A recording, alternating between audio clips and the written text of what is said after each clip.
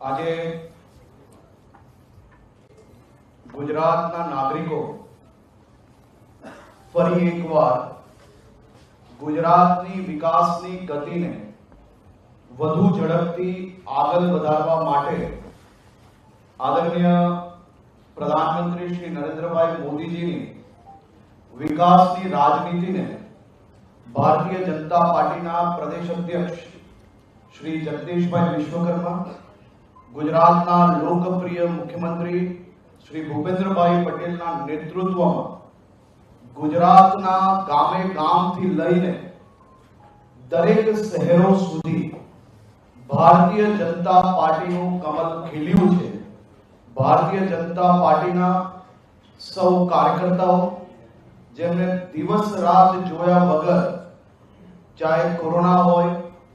પૂર આવ્યું હોય, અતિવૃષ્ટિ હોય,